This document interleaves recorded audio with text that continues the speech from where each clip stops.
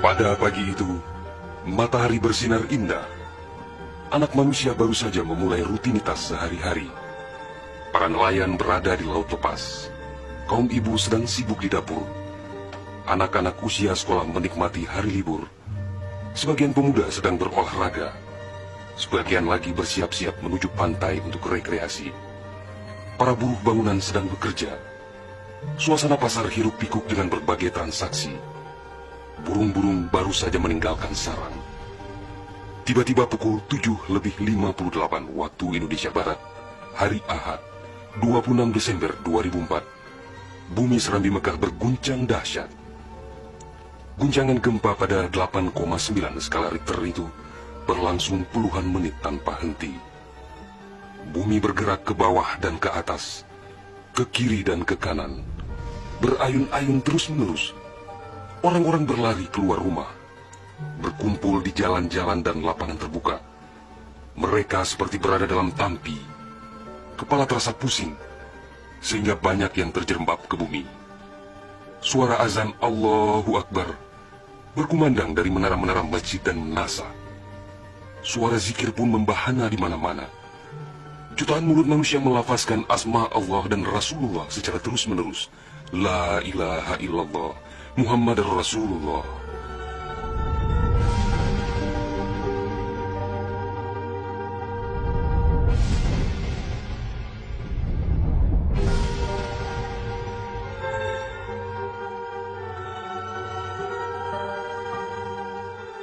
Seusai gempa dahsyat itu, sebagian orang pergi untuk melihat-lihat situasi.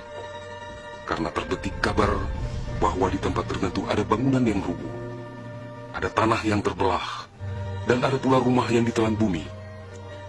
Tidak terpikirkan oleh mereka apa yang akan terjadi setelah itu. Tidak ada tanda-tanda alam yang begitu kentara. Tidak ada yang mampu menafsirkan dan menduga sebentar lagi akan terjadi bencana maha dahsyat yang meluluh lantakkan permukiman penduduk sepanjang pesisir Aceh. Tidak ada pula yang mampu menerjemahkan berbagai firasat atas pusaran nasib yang bakal menimpa tanah rencong. Juga hampir tidak ada yang memahami tanda alam, manakala air laut surut beberapa ratus meter. Orang-orang di pesisir pantai tampak asyik mengumpulkan ikan yang menggelbar-gelbar. Bahkan air sungai pun mengering, namun tidak ada yang dapat membaca tanda-tanda itu. Mereka seakan melupakan gempa yang baru berlalu.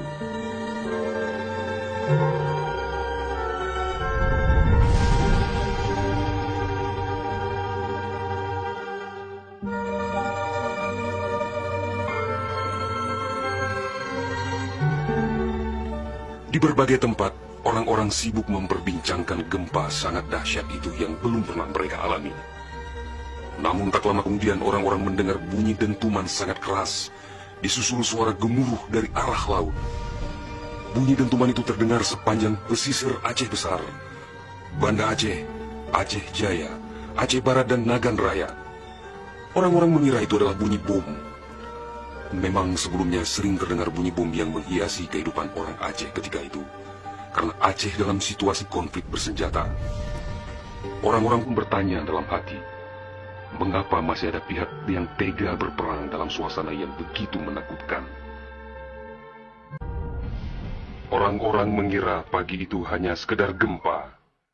Mereka sama sekali tidak menduga bahwa bunyi dentuman keras tersebut adalah akibat patahan lempengan bumi yang berpusat di Samudra Indonesia, sekitar 149 km sebelah selatan Calang Aceh Jaya.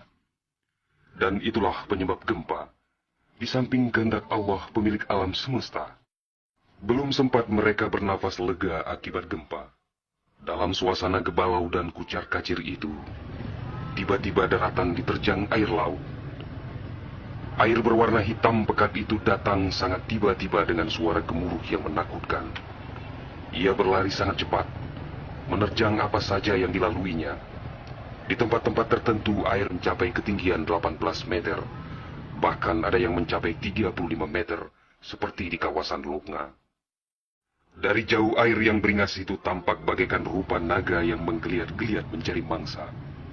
Air dengan kecepatan 900 km per jam itu bagaikan bulldozer yang melumut apa saja yang ditemuinya. Orang-orang berusaha menyelamatkan diri dengan berbagai cara.